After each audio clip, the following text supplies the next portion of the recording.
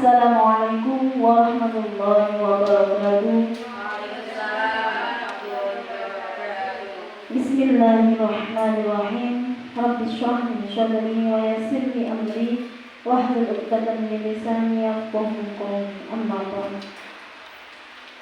Yang kami hormati Bapak Suroso selaku Kepala Sekolah SDN Sidomulyo, yang kami hormati Ibu Siti Masrurah selaku CGB Angkatan 7, dan teman-teman yang berbahagia. Pertama kali, marilah kita ucapkan syukur alhamdulillahirabbil alamin atas limpahan rahmat, taufik serta hidayahnya, sehingga kita dapat berkumpul di acara ini dalam keadaan sehat walafiat. Kedua kalinya, sholawat dan salam tetap tercurahkan kepada junjungan kita Nabiullah Muhammad SAW yang telah membimbing kita dari zaman kegelapan menuju zaman yang terang benderang dengan ajarannya yakni Islam. Bapak Ibu yang kami hormati, di sini saya sebagai pembawa acara akan membacakan susunan acara yang diselenggarakan siang hari. Acara yang pertama yakni pembukaan, dilanjutkan acara yang kedua yakni sambutan dari Bapak Kepala Sekolah. Acara yang ketiga yakni pemaparan seminar aksi nyata modul 1-4. Acara yang keempat kritik dan saran, dilanjutkan acara yang kelima yakni penutup. Untuk mengawali acara ini, marilah kita buka dengan bacaan basmalah. Bismillahirrahmanirrahim. Dilanjutkan acara yang kedua yakni sambutan dari Bapak Kepala Sekolah SDN Sidomulyo. Kepada Bapak Suroso, waktu dan tempat disediakan.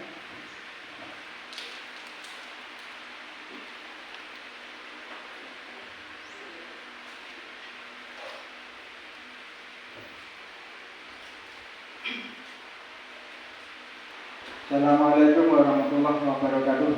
Waalaikumsalam warahmatullahi wabarakatuh. Alhamdulillah wa syukurillah, la haula wala quwwata illa billah. Wala rabbi sadri wa yassir li amri wahlul 'uqdatam min lisani yafqahu qawli. Yang saya hormati Ibu Siti Masrurah selaku CGB dan Bapak Ibu Guru SDN Sidomulyo yang saya sangat cintai. Pertama-tama mari kita panjatkan puji syukur kepada Allah Subhanahu wa taala atas rahmat taufik serta hidayahnya pertama kesehatan sehingga kita bisa menghadiri undangan Ibu Siti Masrurah selaku CGB angkatan 7 dalam keadaan sehat walafiat. Dan kedua kalinya sholawat serta salam tidak lupa kita hadirkan kepada junjungan besar kita Muhammad SAW yang telah membimbing kita, mengarahkan kita menuju agama Islam sehingga kita benar-benar yakin dan mampu mengetahui mana yang benar dan mana yang salah. Bapak dan Ibu Guru SDN Sidomulyo, saya selaku Kepala Sekolah SDN Sidomulyo sangat senang dan bahagia. Karena apa? Karena ada teman guru kita yang menjadi calon guru penggerak. Ini dikatakan maksud untuk apa? Untuk meningkatkan kompetensi guru. Jika barang tentu program pemerintah terutama Kemendikbud ini sangat kita dukung bersama, sehingga mudah-mudahan dengan adanya program ini semua guru akan mengenal dan mengetahui apa yang terdapat dan isi di dalamnya, sehingga sudah barang tentu kompetensi guru itu akan ya paling tidak diketahui lah. Terutama kita sebagai seorang guru, kita punya kompetensi paling harus dikuasai itu ada 4, yaitu kompetensi pedagogik, kepribadian, sosial, dan keprofesionalan. Itu semuanya nanti akan dikupas mungkin seperti itu. Dan harapan kami selaku kepala sekolah dengan adanya teman kita yang sudah masuk dalam jajaran calon guru penggerak, diharapkan bisa meningkatkan potensi guru, kemudian yang berimbas kepada teman kita sejawat, kemudian kepada lembaga kita, dan barang tentu yang terakhir adalah berimbas kepada siswa, sehingga benar-benar sekolah kita SD Sidomulyo bisa bersaing dengan SD yang lain, terutama tentang kemampuan daripada siswa tersebut. Itulah yang bisa saya sampaikan. Mungkin ada kurang lebihnya, saya mohon maaf. Assalamualaikum warahmatullahi wabarakatuh.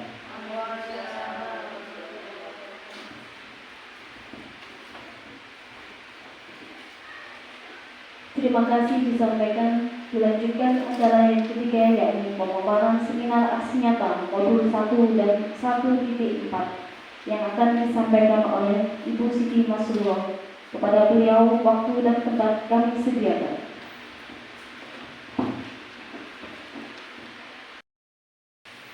Bismillahirrahmanirrahim. Assalamualaikum warahmatullahi wabarakatuh.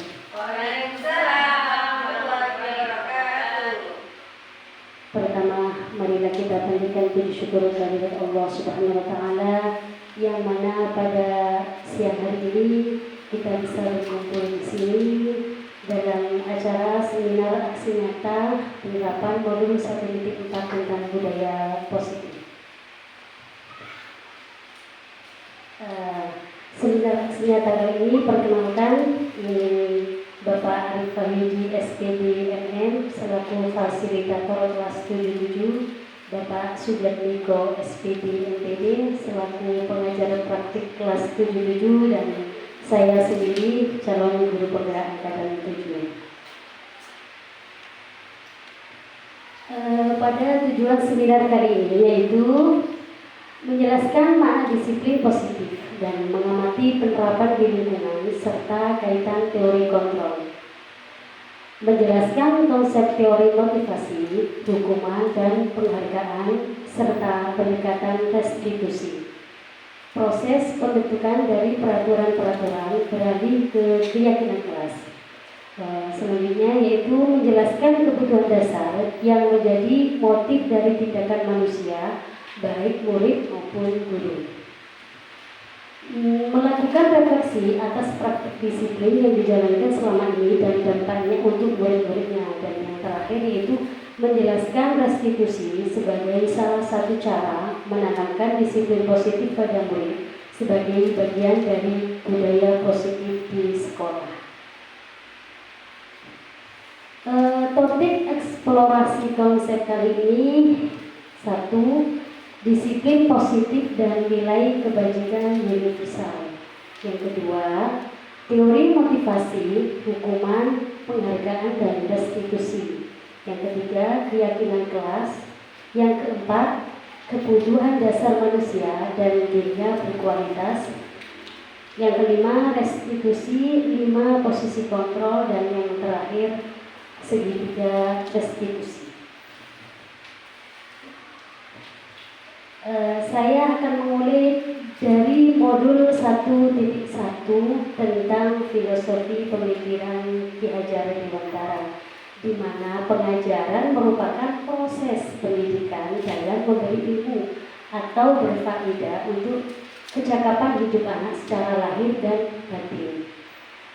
Dan pendidikan memberi tuntunan terhadap segala kekuatan kodrat yang dimiliki anak. Menuntun dalam arti segala kodrat yang ada pada anak-anak, baik kodrat alam dan kodrat zaman. Budi pekerti, di mana keluarga merupakan tempat bersemainya pendidikan yang sempurna bagi anak untuk melatih kecerdasan budi pekerti.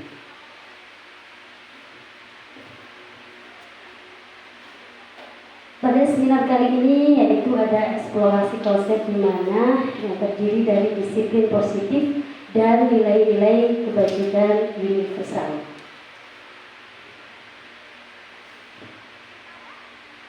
Tentang perubahan paradigma. Pada kegiatan kali ini yaitu ada kegiatan kepalan tangan. Di situ ada A dan B. A dan B itu diibaratkan si Bukom sama Guribin, seperti itu ya. Sobeklah secari kertas kecil, tuliskan benda atau sesuatu yang sangat berharga untuk Anda. Letakkan di salah satu tangan Anda dan genggam benda atau sesuatu tersebut dengan segala daya. Teman yang B akan mencoba dengan sekuat tenaga dengan berbagai cara untuk meminta Anda memberikan benda tersebut. B bisa membujuk, mengancam, menghardik, merayu, menyuap, apa saja agar dapat membuka kepalan tangan Anda. Kali ini saya akan memberikan secari kertas buat Bapak Ibu semua.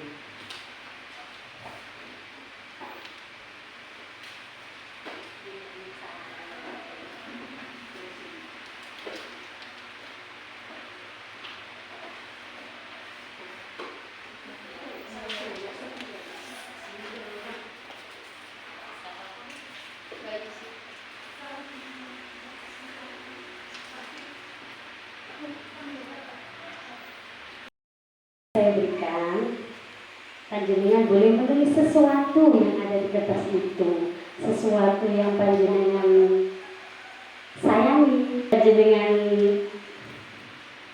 yang paling berharga lah, tulis dalam kertas itu.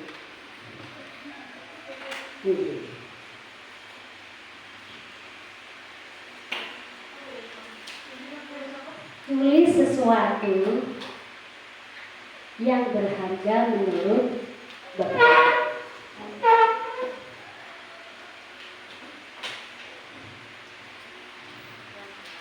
Iya.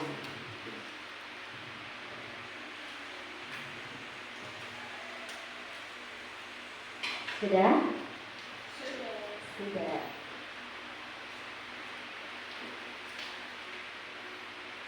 Kalau sudah, boleh dipegang erat-erat.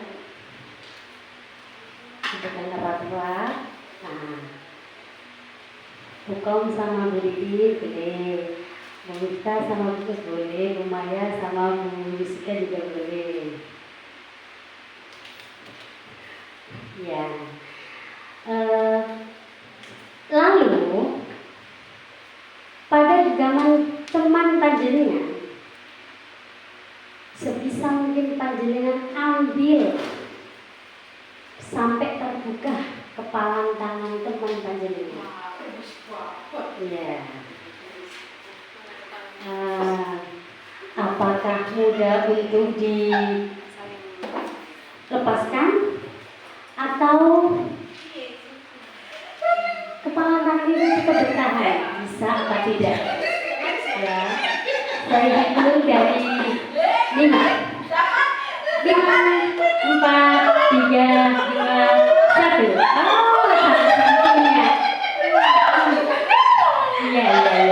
Iya, bagus sekali. Ya, coba. Ya, pada kondisi ini ya, teman-teman. Ada yang dengan mudah dapat. Ya, ada yang sangat bersikuku sampai oyo-oyoan belum dapat juga. Ya. Bagaimana? Bukom sama Bu Rini? Sudah. Kalah. Dengan mudahnya? Dengan mudah sekali. Nanti tekasnya bisa manis. Oh gitu. Karena ini. Ya. Perayaan. Ya. Bu Uswatan sama Bu Wita bagaimana? Tidak bisa. Oh tidak bisa. Ya. Ya. Bu Yusika sama Bu Maya? Tidak dapat dong. Oh tidak dapat. Oh sip ya. Jadi kondisi kali ini ada yang mudah untuk melepaskan, ada yang tetap mempertahankan. Jangan. Dari kesekian tadi, yang paling mudah terlepas yaitu Bu Kom sama Bu Didi. Kira-kira bisa menjelaskan kenapa Bu Didi melepaskan genggamannya itu, padahal itu yang digenggam ibaratnya sesuatu yang berharga bagi Bu Didi.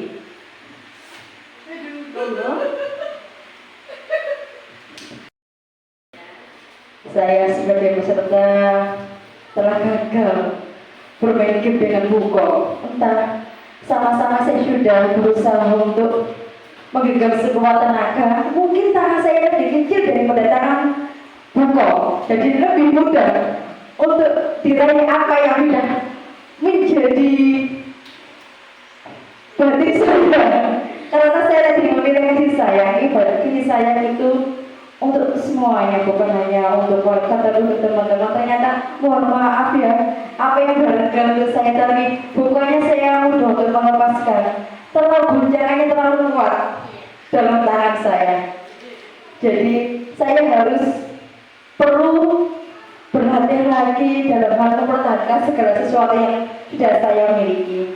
Semoga dengan adanya seminar yang telah bermain game yang diberikan Bu Siti Madura ini pembelajaran buat saya untuk lebih bisa berhati-hati dalam berteman, lebih berhati-hati dalam mempertahankan apa yang harus saya pertahankan. Terima kasih. Jadi Bu Mas, terima kasih. Sangat terima kasih Bu Didi.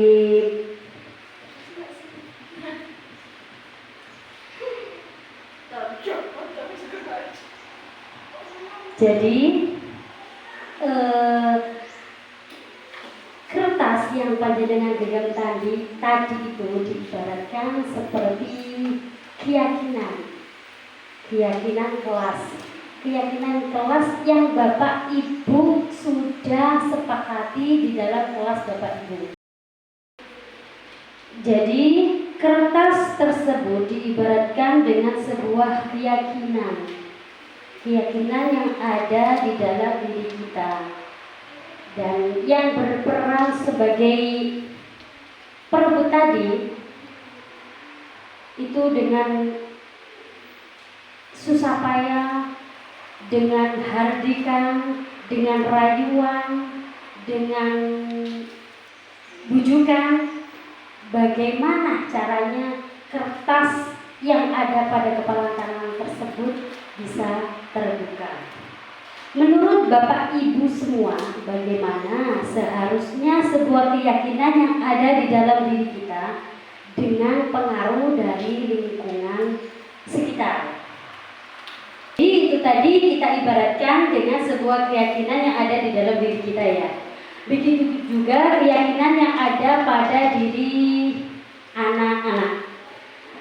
Pada diri setiap anak pun ada hubungannya dengan teori kontrol.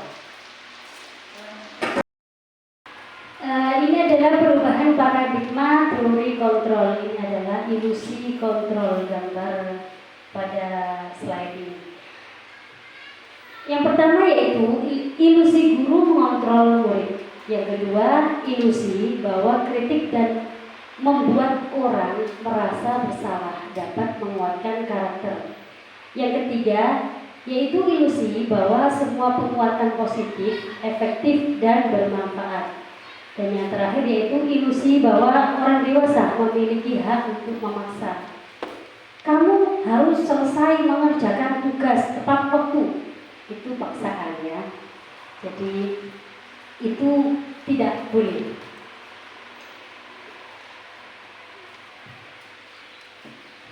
Selanjutnya yaitu perubahan paradigma stimulus respon teori kontrol. Siapa sesungguhnya yang memiliki kontrol?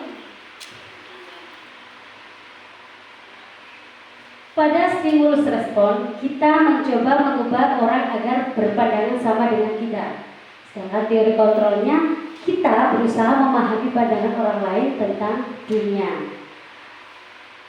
Selanjutnya yaitu perilaku buruk dilihat sebagai suatu kesalahan. Ternyata teori kontrolnya semua perilaku memiliki tujuan. Orang lain bisa mengontrol saya, hanya Anda yang bisa mengontrol diri Anda, karena orang lain tidak bisa mengontrol diri kita.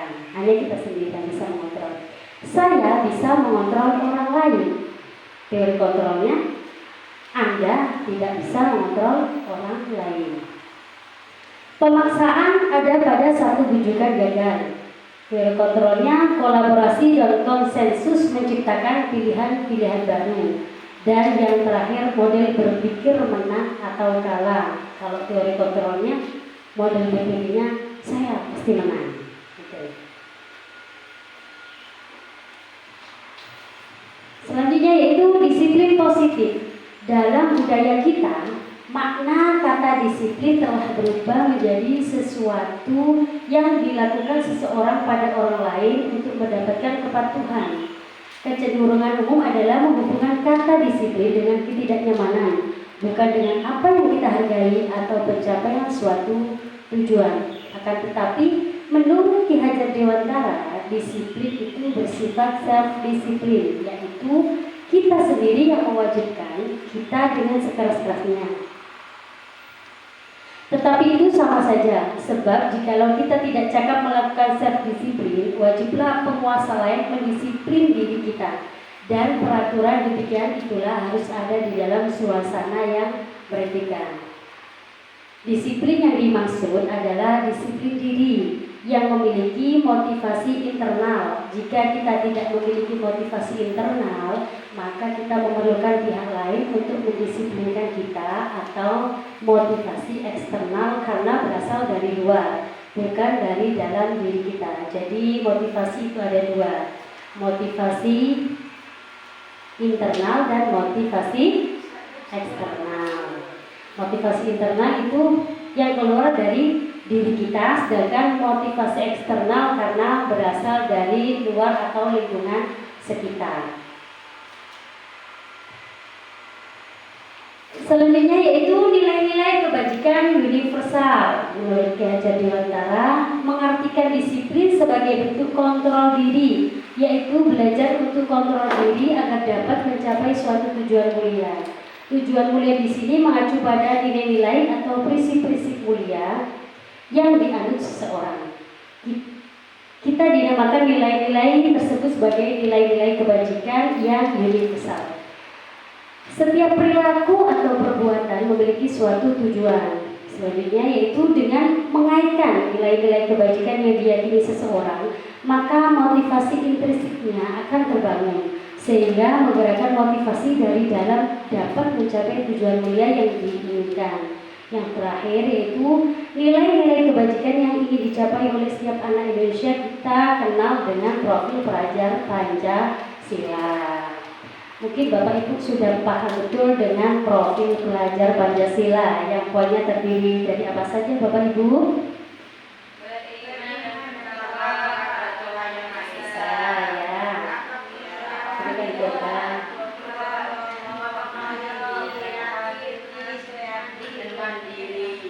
Sipjos, ya. Kalau dilakukan bagaimana Bapak Ibu? Bagaimana?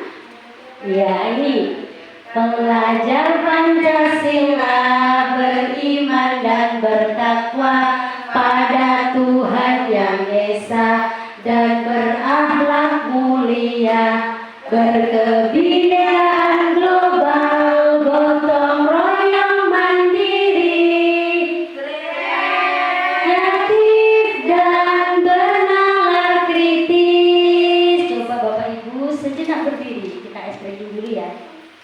Kita senang profil pelajar Pancasila.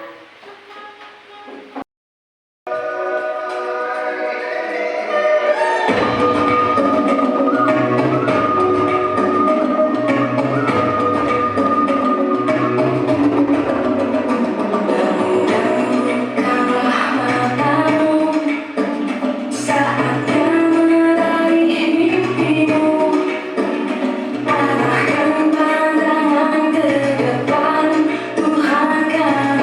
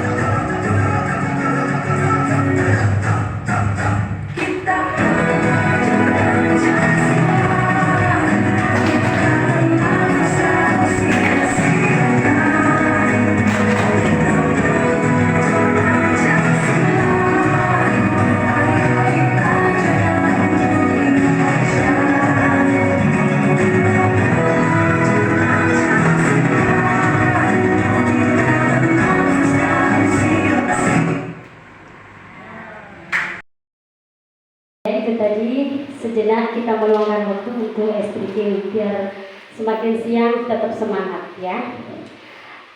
Selanjutnya yaitu teori motivasi, hukuman, dan penghargaan restitusi. Jadi tadi teori motivasi itu ada dua ya Bapak Ibu. Teori motivasi intrinsik dan ekstrinsik. Teori motivasi yang nomor satu yaitu untuk menghindari ketidaknyamanan atau hukuman. Ini termasuk motivasi ekstrinsik. Yang kedua yaitu untuk mendapatkan imbalan dari orang lain atau institusi.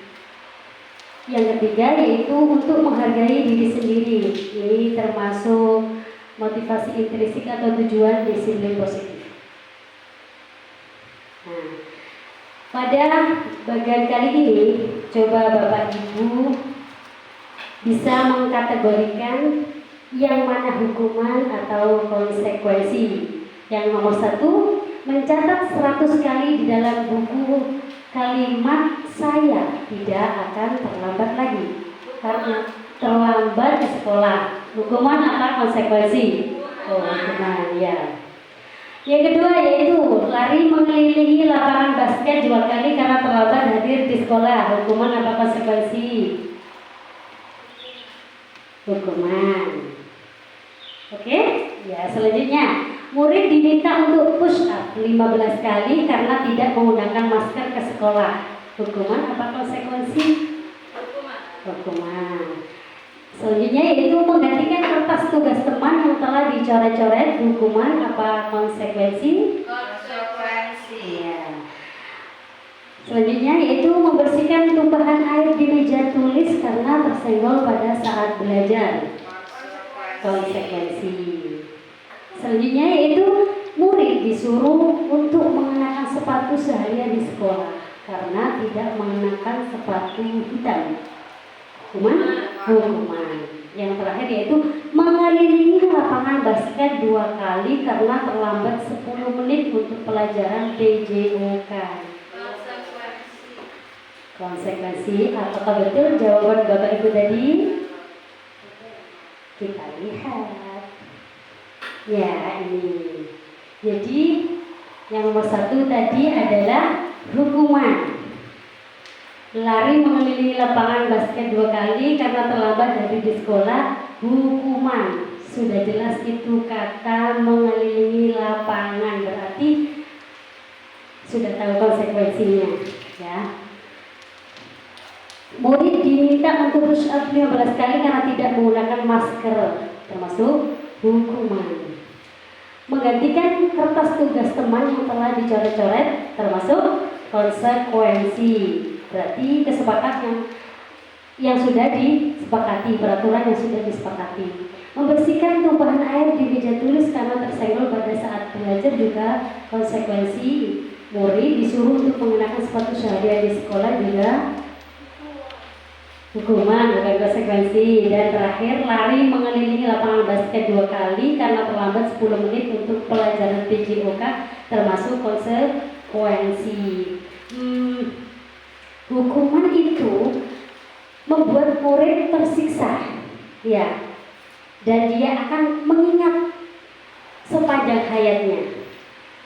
Bersifat seperti itu. Sekarang, apa perbedaan hukuman dan konsekuensi? Iya.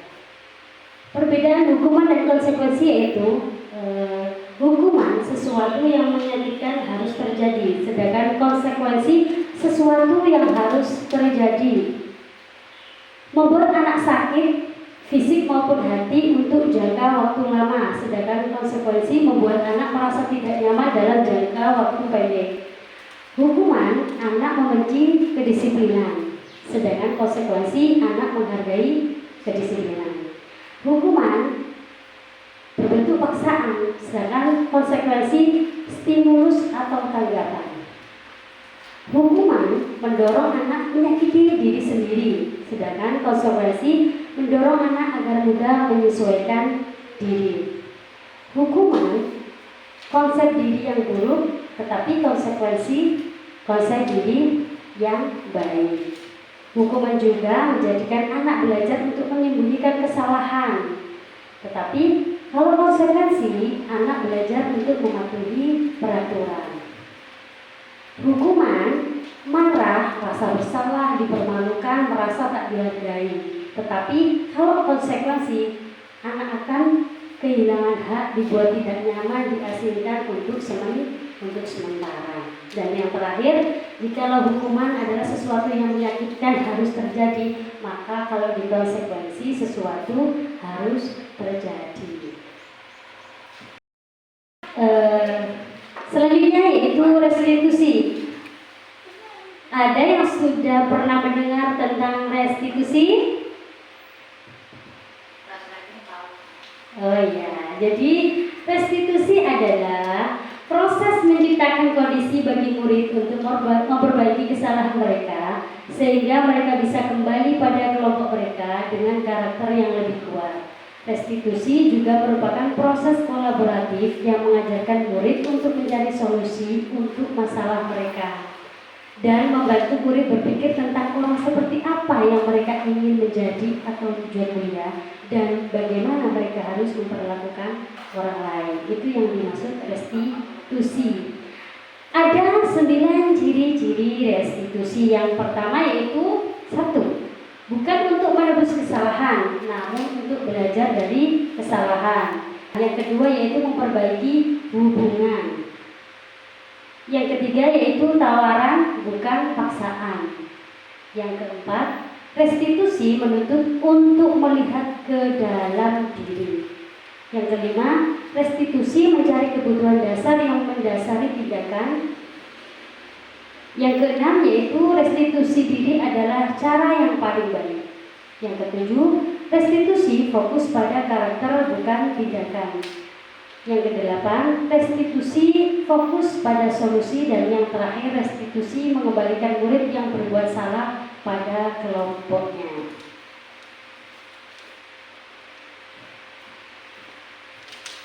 Selanjutnya yaitu keyakinan kelas.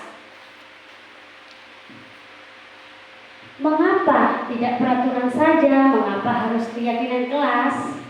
Nah, jadi untuk mendukung motivasi intrinsik, kembali ke nilai-nilai atau keyakinan-keyakinan lebih menggerakkan seseorang dibandingkan mengikuti serangkaian peraturan-peraturan. Jadi mendukung motivasi intrinsik dari dalam diri seorang anak itu kembali pada nilai keyakinan yang menggerakkan pada diri anak tersebut. Ada contoh di sampingnya yaitu mengapa kita memiliki peraturan harus menggunakan helm bila mengendarai kendaraan roda 2. Yang kedua yaitu mengapa kita memiliki peraturan 3M menggunakan masker, mencuci tangan dan menjaga jarak 1,5 meter. Itu kan motivasi intrinsik yang kembali pada diri atau keyakinan seseorang. Selanjutnya yaitu jika keyakinan kelas tadi dibentuk sebelum adanya peraturan kelas. Jadi peraturan kelas terbentuk lalu menjadi sebuah keyakinan kelas, dan keyakinan kelas akan tercipta lingkungan positif dan pada akhirnya akan tercipta pula budaya positif pada lingkungan sekolah atau lembaga. Selanjutnya yaitu manakah yang merupakan keyakinan kelas? Yang A, melaksanakan piket, mengucapkan salam, menjaga kebersihan sekolah, berdoa sebelum dan sesudah kegiatan, dan tertib. Yang B, kami guru dan murid yang saling menyayangi, kami murid yang semangat belajar, kami murid yang peduli dengan teman-teman. Kira-kira mana keyakinan kelas? A atau B? B. Karena dari kalimatnya sudah mengarah ke hal yang positif ya Bapak Ibu. Selanjutnya yaitu kebutuhan dasar manusia dan dunia berkualitas. Mungkin kita pernah menjumpai seseorang dengan perilaku yang tidak sesuai dengan norma atau aturan yang berlaku. Besar kemungkinan hal itu mereka lakukan karena mereka tak mampu memenuhi atau mereka tidak mendapatkan kebutuhan dasar mereka. Jadi kebutuhan dasar seseorang itu ada 5. Yaitu yang pertama kasih sayang dan rasa diterima. Ini disebut dengan kebutuhan psikologi yang meliputi kebutuhan akan koneksi sosial, memberi dan menerima kasih sayang, dan merasa menjadi bagian atau tergabung dengan sebuah kelompok. Yang kedua yaitu bertahan hidup. Bertahan hidup bersifat fisiologis seperti kesehatan, rumah, dan makan. Komponen psikologisnya adalah merasa aman. Dalam pemenuhannya, kadang manusia bisa atau terpaksa melakukan hal mungkin bertentangan dengan nilai keyakinan yang dianutnya. Yang ketiga yaitu kebebasan. Kebebasan dalam hal ini yang dibutuhkan adalah kemandirian, memiliki pilihan untuk mengatur hidupnya sendiri. Yang keempat, kesenangan. Hal ini membutuhkan rasa gembira, tertawa, dan bermain. Yang terakhir yaitu kekuasaan. Dalam hal ini juga biasanya orang yang dianggap berharga, mampu membuat perbedaan, mendapat pengakuan dari orang lain, dan dihormati. Selanjutnya yaitu dunia berkualitas. Dunia berkualitas Anda adalah tempat khusus dalam pikiran Anda. Tempat Anda menyimpan gambaran representasi dari semua yang Anda inginkan. Bisa berisi orang-orang, hal-hal, dan apa saja yang terbaik dalam hidup Anda dan membuat Anda merasa bahagia dan terpenuhi kebutuhan dasarnya. Selanjutnya yaitu ada 5 posisi kontrol. 5 posisi kontrol guru. 5 posisi kontrol guru. Yang pertama adalah sebagai penghukum. Motivasinya yaitu menghindari hukuman, identitas gagal, kontrol dari luar. Tindakan guru apa? Menghardik, menunjuk-nunjuk, menyakiti, menyindir. Dan hasilnya apa? Memberontak, menyalahkan orang lain, dan berbohong. Kamu tuh anak nakal. Padahal tidak boleh seperti itu ya. Itu hal yang salah ya. Yang betul seperti apa? Anak yang cantik, anak yang ganteng, hal seperti itu tidak boleh dilakukan ya. Salah bicara. Tetap harus dikasih bimbingan, harus dikasih pujian, harus dikasih arahan yang baik. Tidak harus mencap, kamu tuh anak nakal, tidak boleh. Kamu gak mengerjakan tugas, dikasih PR gak dikerjakan, kerjakan dulu. Ngapain aja kamu di rumah? Itu tidak boleh. Aku gak belajar ya? Dengan gestur tubuh itu kita posisikan sebagai apa? Kalau sebagai penghukum ya itu tadi. Kenapa kamu gak mengerjakan PR? Ngapain aja kamu di rumah? Dolan aja terus. Jadi posisi kontrol penghukum dengan gestur tubuh dan pertanyaan yang menyudutkan anak akhirnya. Selanjutnya yaitu membuat merasa bersalah. Motivasinya menghindari hukuman, identitas gagal, kontrol dari luar. Tindakan guru berceramah dan mengatakan seharusnya, dan hasilnya menyembunyikan, menyangkal, dan berbohong. Seharusnya kamu itu harus nurut sama bu guru, mengerjakan tugas sesuai tanggung jawabmu, gitu ya. Selanjutnya yaitu posisi kontrol sebagai teman. Dengan motivasi mengharapkan imbalan identitas berhasil, kontrol dari luar. Tindakan guru membuat alasan-alasan untuk muridnya. Hasilnya ketergantungan. Selanjutnya yaitu posisi kontrol pemantau. Motivasinya yaitu mengharapkan imbalan identitas berhasil, kontrol dari luar, dan tindakan guru menghitung dan mengukur. Hasilnya yaitu menyesuaikan diri bila diawasi. Yang terakhir yaitu posisi kontrol sebagai manajer. Motivasinya yaitu menghargai diri sendiri, identitas berhasil, dan kontrol diri. Tindakan guru mengajukan pertanyaan dan hasilnya menguatkan pribadi. Kira-kira Bapak Ibu guru sudah menjadi posisi kontrol di mana? Apakah masih penghukum, atau masih membuat merasa bersalah, atau sudah menjadi teman, pemantau, atau manajer? tergantung kondisi dan kesalahan pada siswa, kata Bu Ririn. Jadi kalau posisi manajer, oke.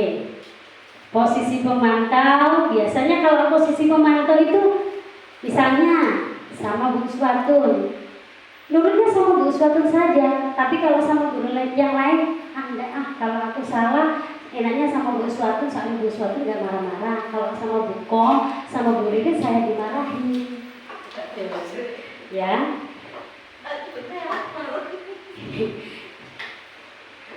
Jadi misalnya Bu Ririn.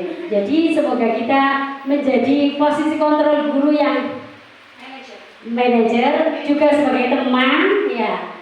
Meskipun anak salah, kita bisa mengarahkan anak tersebut biar tidak mengulangi kesalahan yang sama. Pertanyaan-pertanyaan di bawah ini. Ya, saya kecewa sekali dengan kamu. Itu posisi apa kira-kira? Oh, karena saya kecewa sekali dengan kamu. Kenapa kamu seperti itu? Kamu tidak pernah benar melakukannya, termasuk apa? Kamu tidak pernah benar melakukannya. Ya, ayolah lakukan demi ibu atau bapak. Kira-kira apa?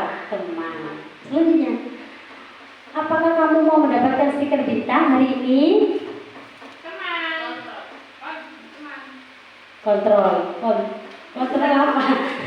Iya, teman, manajer, ya nggak apa-apa. Bagaimana kamu bisa menyelesaikan masalah ini? Ya, selanjutnya, kamu selalu yang paling terakhir mengerjakan tugas ini. Ya, oke, kita lihat slide selanjutnya. Jadi, saya kecewa sekali dengan kamu. Itu membuat merasa bersalah. Kalau anak sudah dikatakan seperti itu, anaknya pasti bagaimana perasaannya? Ciut. Tergantung apa Bu Ririn? Oh iya. Iya, karena anaknya berbeda-beda. Ada yang salah tapi tidak merasa bersalah. Ya. Yang kedua yaitu kamu tidak pernah benar melakukannya. Kamu tuh tidak pernah benar melakukannya sambil nunjuk-nunjuk. Jadi nggak boleh nunjuk-nunjuk ya. Pelotot boleh, jangan juga. Terus. Iya. Ayolah lakukan demi Bu Guru. Jadi sebagai teman. Berarti mengajar kalau jika semuanya konten itu sudah diterapkan, terus hasilnya tetap sama, apa yang dilakukan lagi? Saya rasa kalau semua kontrol sudah dilakukan dengan benar dan anak tetap melakukan hal yang sama, mungkin kita harus komunikasi dengan orang tuanya. Komunikasi dengan orang tuanya.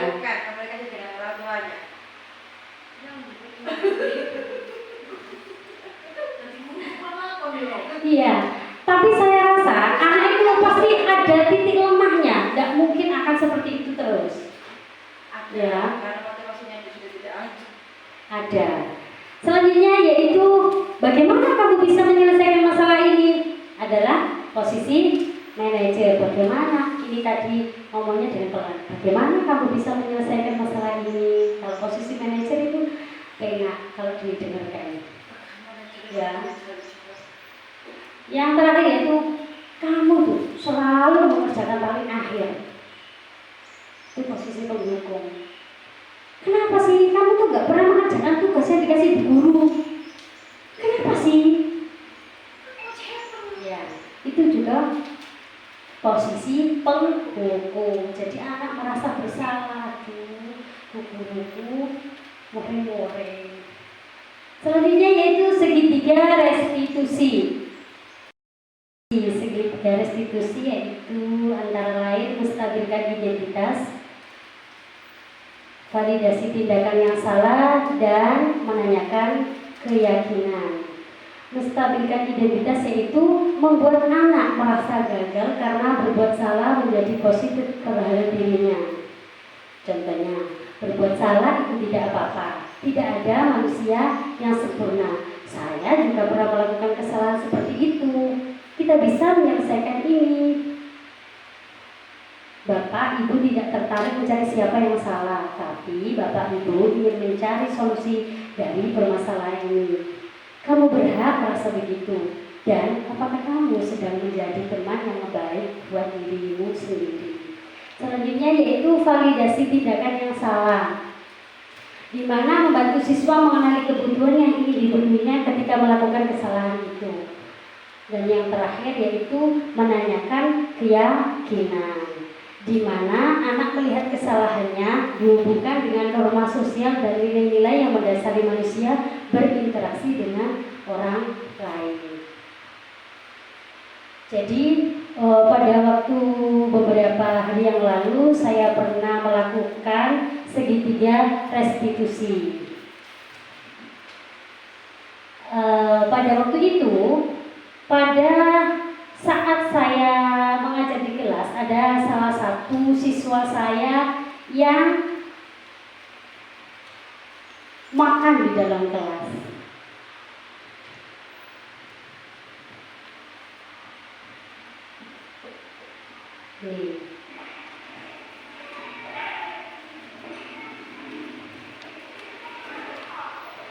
Dengan khusyuknya dia makan, padahal sudah diperhatikan dulu. Mas Bondan.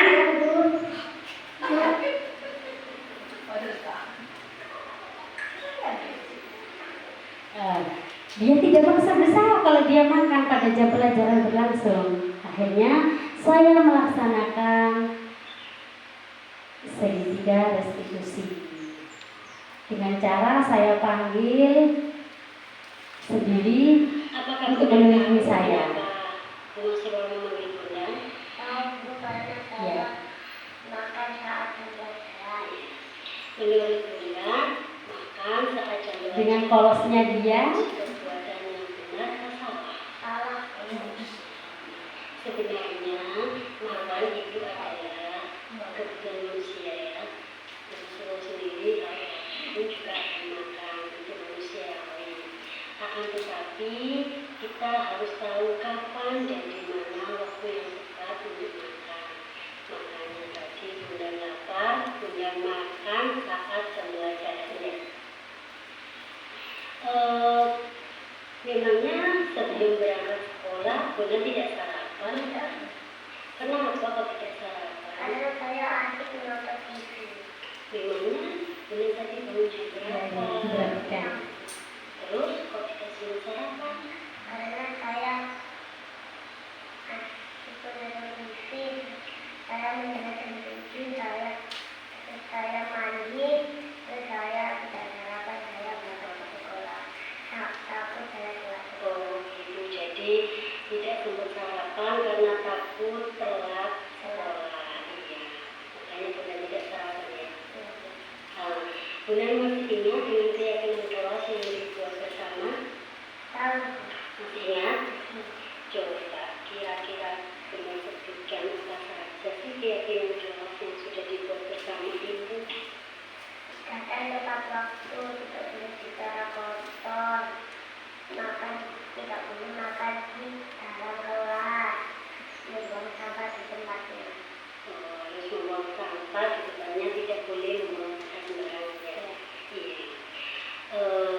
Apakah perbuatan Bunda tadi itu sudah sesuai dengan keyakinan kelas? Tidak. Iya.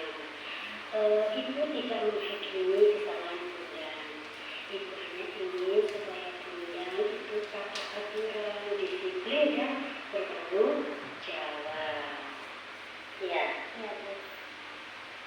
Kira-kira bagaimana Bunda memperbaiki kesalahannya tadi? Saya tidak akan mengulangi makan di dalam kelas, tapi saya akan makan di rumah sarapan sebelum berangkat ke sekolah. Iya. Kapan kira-kira Bunda akan memulai perubahan tadi? Besok pagi. Alhamdulillah setelah terjadi kesalahan. apakah tadi validasi tindakan, terus menanyakan keyakinan yang sudah sepakati.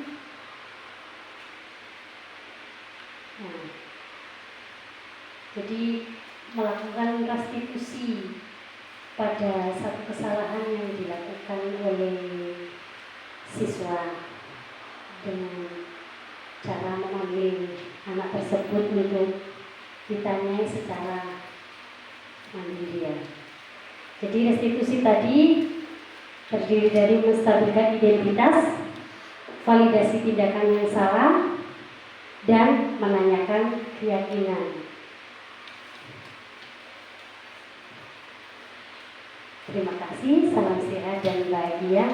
Semoga seminar pada siang hari ini dapat menambah wawasan dan menambah kemajuan pada lembaga kita. Semoga dapat menciptakan lingkungan yang positif dan berakhir pada suatu budaya yang positif. Dari saya, apabila ada kata yang kurang berkenan, saya mohon maaf dan sebesar-besarnya. Saya akhiri. Assalamualaikum warahmatullahi wabarakatuh. Waalaikumsalam warahmatullahi wabarakatuh. Terima kasih disampaikan. Demikianlah tadi pemaparan yang disampaikan oleh CGP Angkatan 7, yakni Ibu kita, Ibu Siti Masrurah. Acara selanjutnya yakni kritik dan saran. Barangkali dari Bapak Ibu ada yang menyampaikan kritik atau saran kepada narasumber kita hari ini. Waktu dan tempat kami sediakan. Monggo Bapak Ibu. Monggo.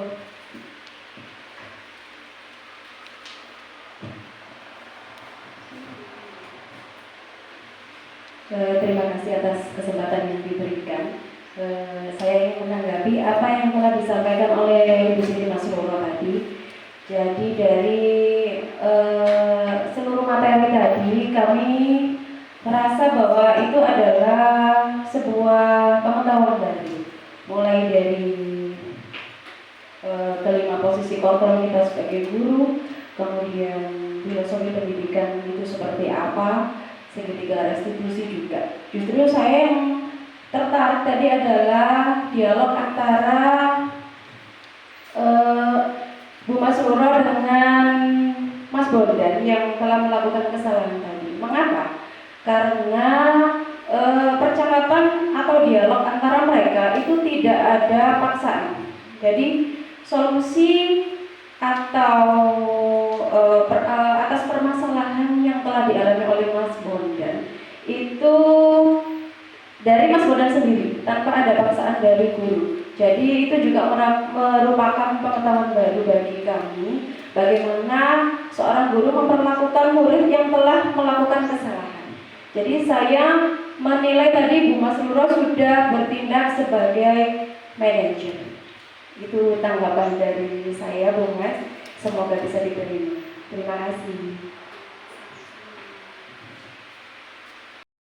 Ya, terima kasih Bu Maya atas saran dan kritikan dari penjenengan. Ya, mudah-mudahan ya apa yang saya lakukan ini menjadi contoh bagi rekan-rekan teman-teman guru yang lain. Ya, semangat untuk kita lebih maju ya. Salam sehat dan bahagia. Salam sehat dan bahagia.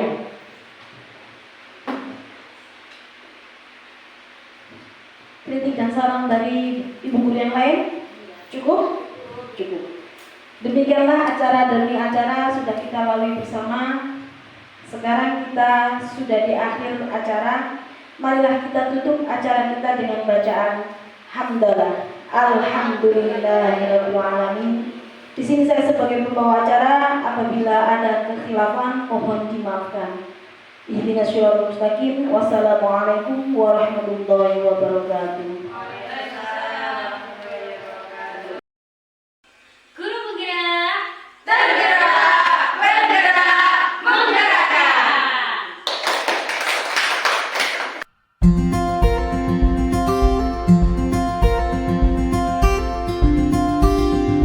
Assalamualaikum warahmatullahi wabarakatuh. Perkenalkan, saya Maya Setia Devi, rekan seprofesi dari Ibu Siti Masrurah, CGP Angkatan 7 Kabupaten Lamongan, Provinsi Jawa Timur. Setelah mengikuti seminar aksi nyata yang dilaksanakan oleh Ibu Siti Masruroh, saya selaku rekan guru menjadi terinspirasi mengenai hal-hal positif yang telah dilakukan oleh Ibu Siti Masruroh. Di antaranya keyakinan kelas, kemudian 5 posisi kontrol kita sebagai seorang guru. Kemudian yang tidak kalah pentingnya adalah pelaksanaan segitiga restitusi untuk siswa yang telah melakukan sebuah kesalahan atau pelanggaran. Harapan saya semoga Ibu Siti Masruroh selalu bisa memberikan energi yang positif baik kepada rekan guru, murid, dan juga pemangku kepentingan sekolah yang lain. Sukses selalu untuk Ibu Siti Masruroh. Sekian dari saya. Wassalamualaikum warahmatullahi wabarakatuh. Assalamualaikum warahmatullahi wabarakatuh. Saya Ibu Eko Ririn Anis Jayanti selaku rekan dari Ibu Siti Masruroh, calon guru penggerak Angkatan 7 Kecamatan Mantep, Kabupaten Lamongan, Jawa Timur. Setelah saya mengikuti seminar aksi nyata dengan topik budaya positif yang disampaikan oleh Ibu Siti Masruroh, sebelumnya saya belum memahami tentang 5 prinsip kontrol sebagai seorang guru dan apa itu restitusi. Ternyata keyakinan kelas itu sangat penting sekali sebelum proses belajar mengajar dilakukan. Tujuannya akan tercipta kenyamanan pada peserta didik melalui penerapan budaya positif. Keyakinan kelas dibuat untuk membantu proses pembentukan karakter peserta didik, sehingga mereka mempunyai kesadaran yang kuat dalam kedisiplinan dan kebiasaan-kebiasaan yang positif. Harapan saya dengan memahami restitusi tersebut, saya bisa membantu peserta didik saya ketika mereka melanggar keyakinan kelas yang mereka buat, sehingga peserta didik merasa nyaman dan dekat dengan saya, dan saya juga bisa membantu memperbaiki kesalahan-kesalahan peserta didik saya. Sukses terus untuk Ibu Siti Masruroh. Sekian dari saya. Wassalamualaikum warahmatullahi wabarakatuh.